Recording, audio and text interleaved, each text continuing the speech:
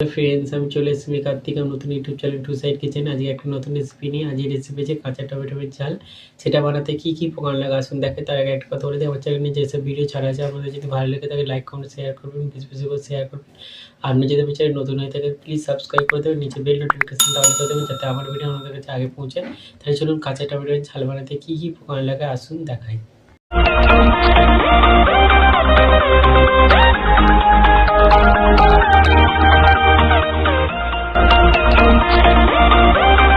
তাহলে কাঁচা টমেটোর ঝাল বানিয়ে দেখাবো। সেটা বানাতে কী কী উপকরণ লাগে আসুন দেখিয়ে দিই।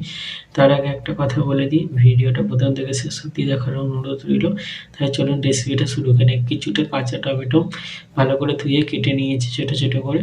তাহলে চলুন রেসিপিটা শুরু করি। গ্যাসটা জেলে কড়াটা বসিয়ে দিয়েছি, কড়াটা গরম হয়ে গেছে, কড়ায় তেল দিয়ে দেবো। তেল গরম হয়ে গেছে, তেলের পর 4টে কাঁচা লঙ্কা আর টমেটো কুচিগুলো দিয়ে দেবো, নুন দিয়ে দেবো, ভালো করে ভেজে নেব। টমেটোটা অনেকটা ভেজে নিয়েছি। এবার সর্ষে বাটার মধ্যে লঙ্কা, হলুদ, জিরে জল দিয়ে গুলে রেখেছি দিয়ে দেবো একসাথে। ভালো করে কষে নেবো টমেটোটাকে মশলার সাথে।